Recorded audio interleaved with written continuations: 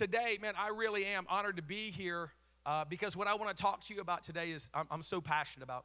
In fact, today's message, I preach this exact same message every single year to my church. It's that important to me. And it's some stuff that God showed me years ago that I wish I would have known when it comes to love, sex, and dating. I call this LSD, the drug of choice, because that's what everybody gets high on. We have a whole culture that's getting high on all these things. And what I want to do today is just pragmatically walk through how you fall in love. Because the bottom line is you probably don't know what that process is. You've never been taught that process. And if you don't know how you fell in love, let me just promise you, if you're younger, there will be a day that you wake up and you realize, man, I'm not in love, and you don't know how to get it back. And so what I want to do is I want to talk about how we fall in love, because I don't want you, as we start this new series, Sabotage, I don't want you to sabotage your relationships. I don't want you to sabotage your life sexually. I don't want you to sabotage your purity. I don't want you to sabotage your marriage and your relationship. I don't want you to sabotage the relationship you have with your kid. And yet the bottom line is, in this room right now, we have a whole bunch of people who you have done things, experienced things, been to places, been with people that you look back and you think, man, I wish I wouldn't have done that. You would say, I would say, I know I have, that I've sabotaged my marriage in different ways. I've sabotaged my relationship in so many different ways, and it's because we break the things that we're talking about here. So what I want to say with that big setup is this. If you're in high school or in college and you're not married yet, man, you need to lean in. If you're happily married, more than probably anybody else, you really need to lean in. If you're divorced, maybe you're not happily married. Maybe you're in a place where you think, man, Nick, love's passed me by. I want to encourage you, you need to lean in because you have no clue what God's going to do, the redemptive nature, because even though you think you might be done, God's not done with you yet, maybe. And you need to lean in. Or maybe you're just really older and you're like, man, Nick, I'm like, whatever. I'm going to tell you, you need to lean in because God may use you to disciple and speak into somebody else, the next generation's life, in a way that I wish somebody would have spoken to mine. And so that's a long setup to say this. I want to walk through, how do you fall in love? And there are three kind of things that happen. There's drugs, hormones, and heart rate. Those are the three things that happen. Number one is this, drugs. We're going to put up on the screen. Three drugs primarily kick off when you meet somebody. If you ever kind of run into somebody like, man, they're kind of hot, okay? Whatever that is. Three drugs kick off. Number one is dopamine. Dopamine is the driver drug. It is the drug that's all about what's next. And this is important. If you've ever found yourself, just really quickly, how many of you ever spent like 2 to 3 hours on Instagram or TikTok and you're not quite sure why? One? Bunch of liars. Okay, anyway. Man, I can't be the only one. Okay, so, but yeah, if you've ever sat there and you're kind of like, man, you just wasted a half an hour, 45 minutes, and you've wondered why you do that, it's dopamine, because dopamine is asking the question in your brain, I wonder what's next. Because you don't know. There's no playlist. You don't see it. That's strategic. The software companies are playing off how your brain is programmed, and they're wanting you to stay there, and they know dopamine goes that way. This is important because of relationships. When you enter in a relationship, everything is new. If you've ever been in a relationship, especially early on, and you're like, oh my goodness, are we going to hold hands or not? Like when you were 12 or 13 or 14, or maybe for some of you 27, whatever that is, But if you're ever like, oh, we're going to hold hands or not like that, and you have that, what is that? That's anticipation. It's like, oh man, it feels so good. That is dopamine. And it goes off every single time that you meet somebody new. And it lasts, this is the important part, and this is why we're talking about this. It lasts about 6 months. Anywhere between 4 to 8, depending on where you're at, about 6 months. Which is why in high school, do you know the average length of most relationships in high school? About 4 to 6 months. Because at the end of the day, what happens is they go from relationship to relationship to relationship, getting high off of each other because they want to feel good, because we live in a culture that's so broken and messed up, they just want to feel something positive. And dopamine is that driver drug. It is incredibly important. We're going to unpack it a little bit more later. Number two is this. It's endorphins. It's the pain drug. It's the drug that's released when you're in pain, when you're uncomfortable, when you have stress, when you have anxiety. If you've ever stress eaten, if you've ever, like me, had a really, really hard day and you're driving home and you're like, man, a Hardee's chocolate shake sounds so good. And you know it's not good for you, but you're like, I don't care. Give me some of the deliciousness. Anybody else done that? Okay, we're going to talk about this. We got to talk about interaction with your church, Jason. All right, yeah. It's crazy. It's when you do that, what's happening is endorphins are releasing. And here's the deal. Again, relationally, here's why that's so important. Because when you have a bad day, when you break up with somebody, and you feel really, really terrible, and maybe you've done this, maybe you've had a rebound relationship, and you weren't looking for Mr. Right, you were just looking for Mr. Right now. It's endorphin. And maybe it explains why you dated him. Maybe it explains why you dated her. It absolutely explains why, again, in high school and college, we live in such a broken world where so many kids are so stressed out and they're so frustrated and their anxiety is so high and they just want to feel something good. Man, it's the endorphins. It's the pain medication. And this is nothing bad. This is just kind of how we're wired. This is none of this in the Bible. You don't have to believe in God to kind of believe all this. This just happens whether you want it to or not. You don't choose the buttons. They're just pressed. And endorphins go off like crazy. The third one is this. It's oxytocin. It's the most important one. It's the most powerful one. They call it liquid truth or the cuddle drug. It is the chemical that goes off in your brain when you engage in sexual activity. It has profound implications for things like pornography.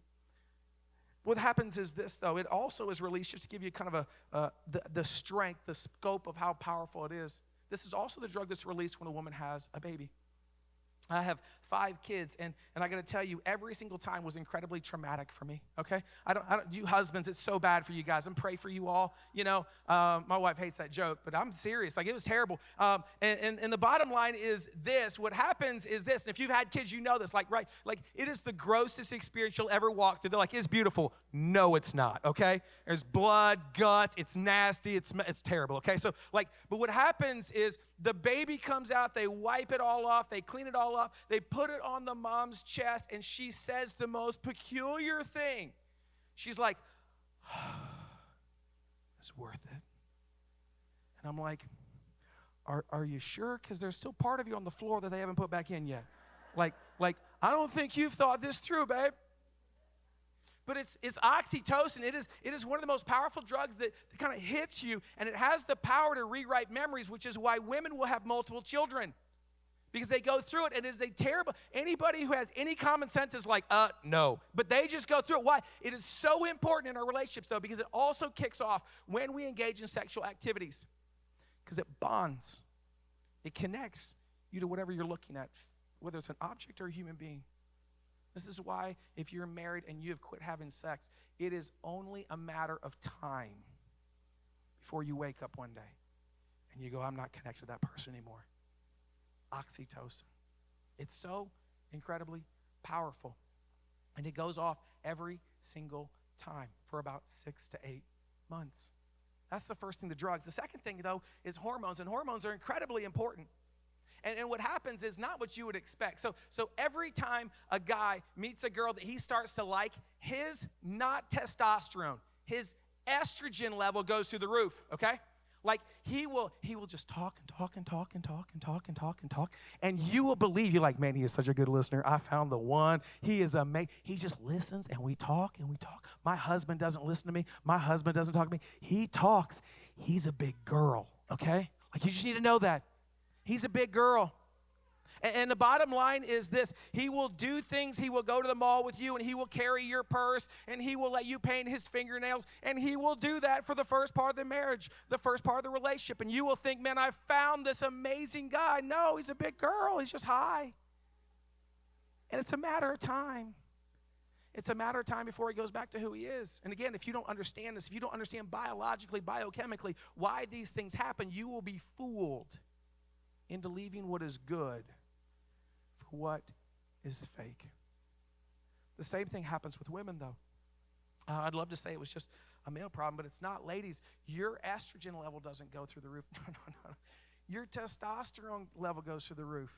It is nuts. You will become more aggressive physically, emotionally, and sexually than you ever will be in the relationship. And so what happens is practically there'll be a guy and he's going to meet this girl, and all of a sudden she's like, yeah, I like Call of Duty, and yeah, I love to play football outside. Let's do that. You'd be like, oh, she's awesome. She's high. Like, walk away, dude. She is high as a kite, okay? She's not going to play Call of Duty. You'll be really disappointed 8 months into the relationship, okay? But we believe that, and so what happens is he's there, and then practically, let's just kind of be real here for a second. She's all over you, and you're having sex, and she's so aggressive, and she's into you, and you're thinking, man, I'm the man. No, she's just a big dude right now, okay? That's it. That is all it is. And let me just speak into something that's going on in some of your marriages. So what happens is practically that happens for about 6 to 8 months. It's the first part of the marriage. And so in the very first part, or maybe it's a dating, wherever you're at, okay? And so you're talking and having sex, and you're talking and you're having sex, and you're having sex and you're talking, you're having sex and you're talking. And then something changes. And you wake up one day. You're like, we don't talk as much anymore. Well, it's because we don't have sex as much anymore. We don't have sex as much anymore because we don't talk anymore. And if we talked more, we'd have more sex. Well, if we had more sex, we'd talk. And all of a sudden, if you're not aware of what's going on biochemically, you start to drift away. You start to walk away. And again, it's not a choice. You didn't wake up one day and go, I'm going to jack up my marriage. I'm going to jack up my dating relationship right now. No. No one ever taught you how God wired you. Hormone levels, big deal. The last one is this, heart rate. They've done studies, and what they found is that if your heart rate goes 120 beats a minute above that, so over 120 beats a minute, what happens is your cognitive ability goes through the floor. Translation is you just become really stupid, okay? You make very poor life choices. And again, sports-wise, if you want to connect it, we see this all the time, all right? So if you're a football fan, I love football. Go Notre Dame. Alabama sucks. So anyway, sorry. But I love football. But if you've ever watched football, and again, in practice, maybe you've thought this, the practice man, the quarterback's making all the throws. He's amazing. Maybe the first quarter of the game, he's awesome. Second quarter, he's awesome. But when the game's on the line, in sports metaphor, they call it the it factor.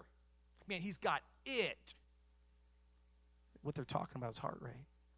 Because there's a small, select few amount of people that when it's crazy, when the game's on the line, their heart rate doesn't go up. It actually goes down. Because we've all seen the quarterback. It's the fourth quarter, and it's 2 minutes left, and there's a whole crowd, and there's two big linebackers that are 260 pounds, and they are going to destroy him, and he falls back, and he throws the pass perfectly to the other team. I mean, there's no one even in their vicinity, and everybody in the stadium is so frustrated, and they say the same thing. What was he thinking? He wasn't. He couldn't. He can't. Why am I telling you this? Because this explains some of the biggest regrets you have sexually in your past. See, again, no one ever told you this, but what happened is, listen, if I could go back in your past, some of the lines that you crossed, some of the things that you never thought when you were in high school, you're like, man, I'm never going to have sex, or I'm never going to do that, or when we're dating, we're not going to compromise that way, or whatever your lines are, but I could probably predict with great accuracy what happened. See, 8 o'clock in the morning, you were confident you were never going to cross that line. 12 o'clock, you were just as confident. 3 o'clock, you were just as confident. You were just going to go meet him. You were just going to have drinks. You were just going to go to a movie. You were just going to hang out at the party. That's all you were going to do. And then what happened was you got there and you saw him, and chemicals started to go off in your brain. Dopamine, endorphins, oxytocin, all that stuff went off. Your estrogen or testosterone level went through the roof. You listened so much better. He just sat on the couch and listen. And you're so aggressive, and you're not sure why, but just, man, he's special. And then, and just not to be graphic, there's a whole lot between hi, how you doing, and let's get it on. And your heart rate went through the roof. And you crossed a line you never thought you'd cross. And you wake up the next morning with guilt and shame and pain, wondering, what was I thinking? I can't believe I did that. I can't believe I went there. You weren't thinking. And it doesn't excuse it. It just explains it. And again, so hopefully some of you younger people, hopefully I'm explaining some stuff so that you know, so you can kind of work ahead. You can create some accountability or whatever that is. You can kind of think it through. Now, all of this is just, again, there's no Bible in this. We're going to get the Bible in a little bit. There's no Bible in this. This is just kind of reality. You don't have to believe in God to believe in this. But what it means is there's some implications. And what I want to do with the remainder of our time, got a few minutes left, I want to walk through 3 things that I hope you walk out of here with. 3 things that hopefully will help you as you kind of realize their implications for our relationships. Number 1 is this, and this should be obvious. You're high when you're in love. You are high as a kite. In fact, in love's in quote because it's more in lust. But you're high as a kite. Really quickly, just again, how many of you ever done drugs? A couple of you. Thank you. You were way more honest in first service. Let me just be very clear. No one in first service raised their hand. A bunch of liars there too. So anyway, here's the deal. When you're high, listen, you don't see things correctly. It's as if you walk through and everything's great. I've got these glasses up here. I'm not going to put them on because I don't want to look like Elton John. But they're red. And with these glasses, I see everything clearly. With these glasses, I see everything awesome. I am going to put it on. With these glasses, but when I put these glasses on, and something happens, I look like an idiot. That's the first thing that happens, okay? I feel the judgment of all of your faces right now. Everything's rosy in my mind right now. Everything's amazing. And that's what happens. You need to own that. See, when you're loved, man, I think it's an incredible gift. I don't want you to walk out of here and think, man, Nick's against love. No, I'm all for love. I'm all for the first part. It's an incredible gift, but the bottom line is this. Being in love isn't bad. It just makes you blind. And you got to own that. You are blind. Do you know why you missed the red flags in him? Because all you saw was red. That's why. Matter of fact, some of you in here, you're like, you look back at some of the people that you used to date, and you think, how did I miss all of that? You couldn't see it. You were in the first part of the relationship, and everything was rosy. You saw only what you wanted to see. And again, it's not a bad thing. You just got to own it. Put it differently. We miss their flaws because of our feelings. That's what happens. We miss our flaws. And so what this means practically is this. This is not bad or good. It's just kind of reality. If you're dating somebody or maybe you're divorced, I would actually say, especially if you're divorced, because, man, there's a tension to kind of think you got to figure it out a little bit more. Wherever you're at, if you start a new relationship, you should just own the fact, man, I'm blind. Everything's rosy. You should find some people and invite them into your relationship. Say, listen, hey, what do you see that I don't see? What is it? Because our temptation is to sit back and to push back and be like, hey, I got some concerns. And we say things like, man, you don't know him like I know him. Anybody ever heard that? Gross, okay? Do you know why we don't know him like you know him? Because we don't see him like you see him. You can't see him. We see him. We see her. We see all the red flags, and again, this is not bad. This is hopefully if you don't want to sabotage your future relationships, if you don't want to sabotage your purity in your life and your walk with God, I'm telling you right now, it's not bad. It's a wonderful gift, but if you're in the new part of a relationship, you should invite other people into your world. Now, there's danger with that, and I get it. There's danger because they may say some stuff that you don't want to hear. But here's what I'd say. I wrote it like this. If you can't see with the people who love you the most, your pastor, small group leader, maybe your best friend, whatever that is, and the people who've been with you the longest, your parents, I'm telling you, you're blind, not them. It's a reality. It's hard.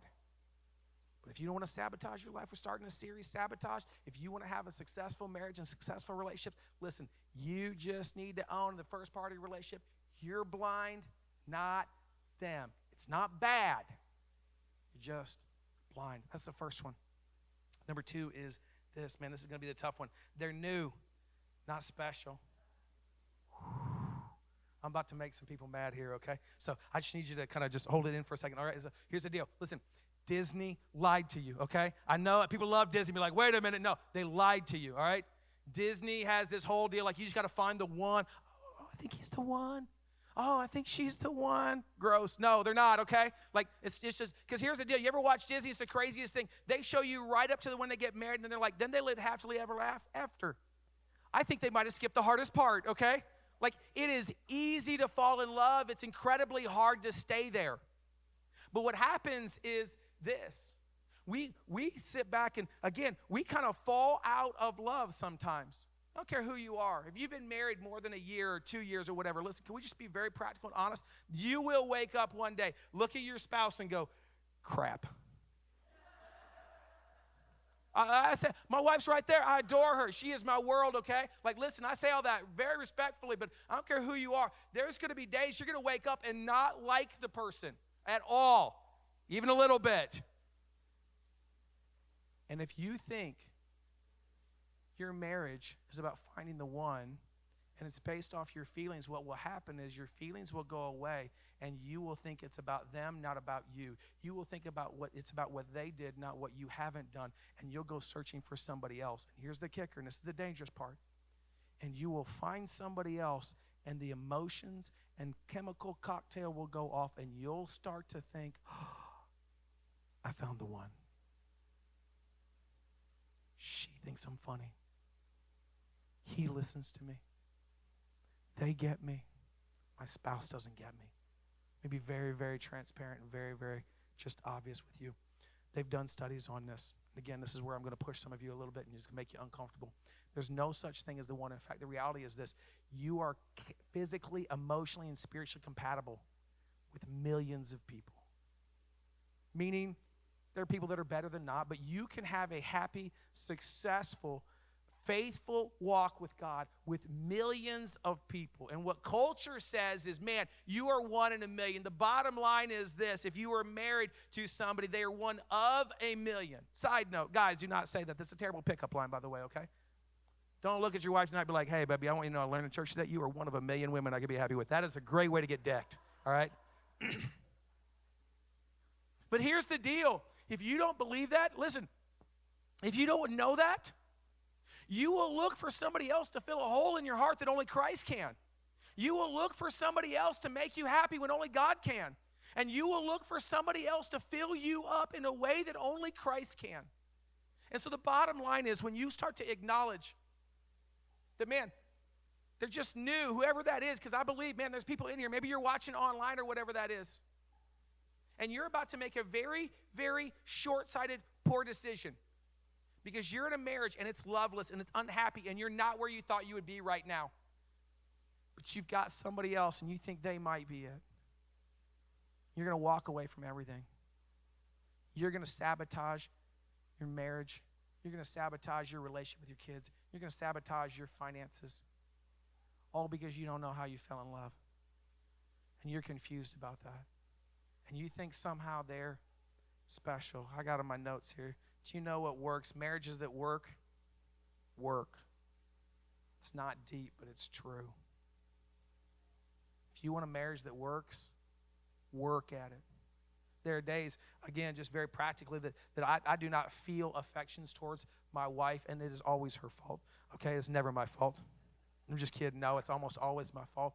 But again, there are certain things that we do that we've agreed upon that work, that certain things that it takes work. And one of those things is, like, she loves it when I serve her, especially coffee in the morning. She likes to wake up to the smell of coffee because she's a little high maintenance, and that's okay. And so I do that. But I got to tell you just very practically what this looks like. There are days where I do not feel like loving her. There are days where I don't feel like that. But you know what I do? I make the coffee. And then I put a note on it that says, I don't like you, though. That's what I do, right? I'm just being clear. That's a true story, actually. Because marriage that work. Let me just ask you a very practical question. Don't tell me how you feel about your marriage. I hope you feel in love. I hope you feel close. I really do. Feelings will fail you.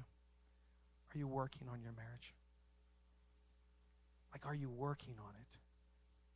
What is it that you need to do? I was talking to a friend of mine, and he said this thing, and I'll say this and I'll move on, but we were talking about his marriage, and he said, Nick, I'm really trying. And I pushed him, and I said, quit trying. He kind of stepped back. He's like, wait a minute, quit trying. I said, start training.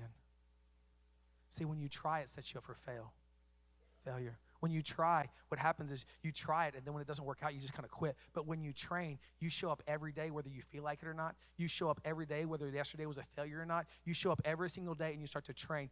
Let me ask you this question specifically. If I ask you to train for your marriage, what is the first thing that comes to your mind? Maybe it's a book you need to read. That's training. Maybe it's a habit you need to have. I'll tell you, one of the greatest advice I can give you in your marriage right now is this. Go home today. Ask your spouse, what do they love that you do that you hate to do? Seriously. Because the reality is this. If you're training, you'll do it. If you're trying, you won't. But that's one of the best questions. Hey, just go home over lunch. Hey, what is it that you wish I would do? What is it that, you know what, you love it when I do it, but I hate it. And then do it. Twice if they want. And I get it. Some of you are like, man, my wife just loves movie nights. She just loves going on a date. Go on a date every single week. Well, that's expensive. You know what's more expensive? Divorce. Way more expensive. Marriage is a work. I got to move on. Number 3 is this. Attraction is chance. Traction is a choice. And this is a hard one. What I mean by that is this. You do not control who you're attracted to. Biochemically, you didn't wake up one day and be like, you know what, I really hope to be attracted to short people over tall people or tall people over short people, big over small or small over big. blonde over brunette or brunette over red. Like you didn't make any of that. You have zero, and I mean zero control over who you find attractive. And yet, isn't it true? If you told your spouse today that you found somebody attractive, they'd probably smack you. They'd be like, I can't believe you find it. Like, you just got to own that. There's not, like, you can't control that. Here's where we get it so mixed up. Excuse me. We get it so mixed up because we hold people accountable for how they're attracted to somebody. But I hear the same people sit back and go, they'll say the craziest thing, but Nick, you can't control who you love. No, you absolutely control who you love. Attraction is chance. Traction. How much traction they have in your life is an absolute choice. Practically what this means is, for some of you, you know what I'm talking about. The first time that you saw him or her, it was not worth your marriage. It was not worth your kids. It was not worth half your paycheck. The first time you're like, man, they're kind of hot. And you just kind of moved on. But there are people in here, and there's stories of divorce and stories of pain and stories of heartache, because what happened is you thought attraction was a choice, and you're like, man, they're hot, and just whatever. But love, attraction, and you don't have a choice in that. And so what happens is you faithfully showed up in their life. You didn't think about it being faithful, but that first time they were just attractive, but then you got dressed up for them every time you saw them. Put on a little perfume, put on a little cologne, make sure you smell good. Make sure you laughed at their jokes every single time they told them, whether they were funny or not. You texted them back immediately. I mean, you didn't text your spouse back that quick, but you texted them back immediately because there was some chemicals going off that got you kind of excited about what they're going to say next. You didn't know what the chemical was, and it was driving behavior. And there's all these things that were going off. And again, you wake up, and I've seen it. I've done the counseling with countless number of marriages.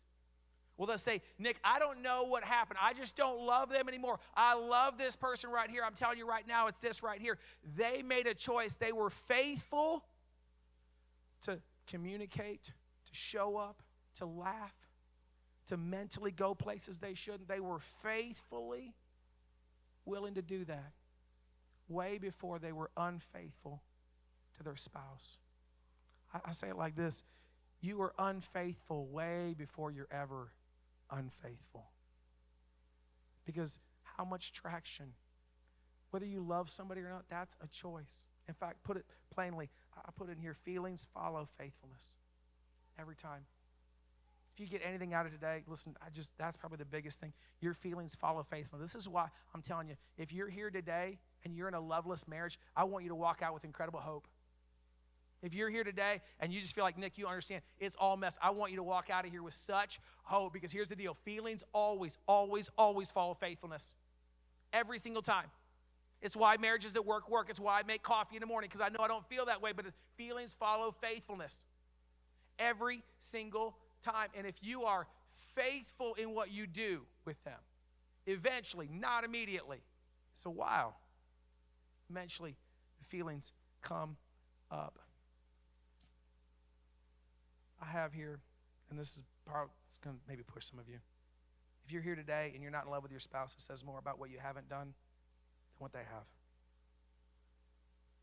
I'll say that again, because I run into so many couples. And they'll sit in marriage counseling with me, and they're so mad. And whether they found somebody else or not, because some of you in here today, you're like, Nick, I don't have anybody else, but I know who it's not. I don't know who it is. I know who it's not. And they will rail off in the counseling. He never, she never, he does,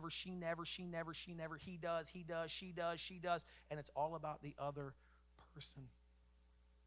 But, as I said, if you're here today and you're not in love with your spouse, it says more about what you haven't done than what they have. And I say that there's always exceptions, so you may be one of the few exceptions. That's not a completely blanket statement. But if you've ever wondered why an abused, battered woman stays in a relationship, and because you're out of it, and because the chemicals aren't there, and because you have this clarity, you don't have any weird glasses on, you're looking and going, I don't know why she doesn't leave. I don't know why he doesn't leave. I'll tell you exactly why. Because while he was unfaithful, she was. And her feelings are not based on what he does. Her feelings are based on what she does. And she was faithful even when he doesn't. And she's stuck in a pattern. And she still feels love. And I'll just be very clear, if you're in an abusive relationship, you should leave. But feelings always follow faithfulness. And so what does this look like practically? Just kind of start to kind of wrap it up a little bit. There's a habit I want to encourage you to do. In this whole series, Pastor Jason's going to talk about habits that kind of help you make sure that you don't sabotage your relationship. And there's just one habit I want to encourage you to adopt, and it's this. When you do not feel love, when you do not feel what you want, I want you to change your pattern, not your partner. That's it. Change your pattern. It's in our culture, it says you got to find the right person. You got to find the one. You got to find the right partner. But I'm telling you right now, your partner is borderline irrelevant to the conversation. It's about you. It's about your patterns. It's about what you do in the relationship. And if you can shift to that mentality, that when you're like, man, we're in a funk, well, what's the pattern? We're kind of in a place I didn't want to be. What's your pattern? I'm telling you, it'll change everything. Wherever you're at today, great marriage, bad marriage, dating, single, divorced, man, this applies. And so as we kind of think about it, what I want to do is I want to read you a section of Scripture. Because if you were God and you knew this, everything I've said, I haven't talked about the Bible once yet, and it was very intentional. It's kind of an odd sermon. I get that. Normally I don't preach like this, but everything that I've said is just biochemically proven. You can go online. You can Google all this. You don't have to believe in God for any of this.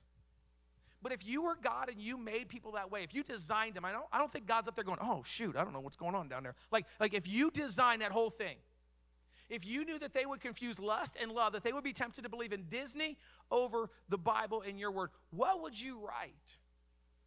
I think he wrote this passage that is so profound. It's so clear. And my prayer is it's so hopeful for you. It's 1 Corinthians 13. It's a passage that some of you may even had at your wedding. He says this, love is patient. It's not a feeling. Love is kind. Makes coffee in the morning, whether you feel like it or not. It does not envy when your spouse gets all the attention, when your spouse loses weight quicker than you do, or when they get the bonus or whatever that is and you don't. It does not boast. It is not proud. It does not dishonor others. It does not use words and names when you're arguments, because you're going to argue, but the question I would ask is, do you fight fair? It makes sure that when you're arguing, because all of us, that your words still honor the person and you understand that you're fighting against a problem and not a person. It does not dishonor other people. It is not self-seeking. It's not about me. Love is not about me. Love gets up and says, how do I serve the other person? What do I got to do to help them? It's not easily angered. And man, this last one, it keeps no record of wrongs. You want to know a pattern that you should have in your marriage? This is huge. This will save some of you. Some of you, you have in your marriage right now, you have what I call a trump card. That your spouse did something, and it may have been 10 years ago, but they did something. They went somewhere with somebody, whatever that is. And anytime you start to lose an argument, anytime you get angry, you just pull it out of your back pocket, bam. Least I didn't do. You can do that. It just has a very predictable destination in your marriage and normally ends in divorce. If you want to love somebody, if you want to love your spouse, some of you need to go home today and just maybe even figuratively burn the trump cards. You go home today and just, maybe it's hard. Maybe they did do something that was just terrible. I get it. There's probably real pain in here. There's probably real pain watching online right now. I get it. So maybe you just need to go home and just kind of have a moment for you and just say, no, I got to tear these up. I want a healthy marriage. I want a healthy future with them. I'm gonna lean into what God says. And then he says this, love does not delight in evil, but rejoices with truth. And some of you, and say this first service, and some of you, you don't fight fair. And what that looks like is this. When Lisa and I were really married early, we were married early on in our marriage. What happened was, I'm really good at debate. I enjoy talking. I'm pretty quick-witted. And so we get in these arguments. And we go back and forth, and I would win. Not because I was right, but because I was quicker. And probably 3 weeks in, because she's smarter than me, she figured this out. And I'll never forget this moment. we were in a pretty heated argument. We were newlyweds, man. We were just kind of going at it, and we were in our living room. I remember it vividly. We were in this living room that was just this kind of 2-bedroom kind of deal, and we're going at it, and she looks at me, and she puts her hand on my chest, lovingly, and she says, man, it just changed our marriage early on. I'm so grateful for her. She says, I know you're wrong. And I'm like, she goes, well, you know you're wrong. But I don't have the ability to argue with you like you do. So I'm just going to walk away from you. And she just walked away. I was so mad. I was like, oh. Thankfully, Jesus checked my heart, and she was right.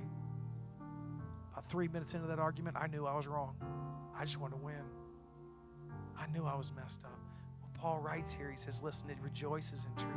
Some of you need to start fighting for truth, not your point. When you argue, you've got to come together and go, we're going to fight the problem, not each other, not the person. But then he wraps it up and he says this, man, I love this. This is the pattern. It always protects. Always. But what about? No, there's no what abouts. Always protects. Always trusts. Yeah, but Nick, you don't understand what he did.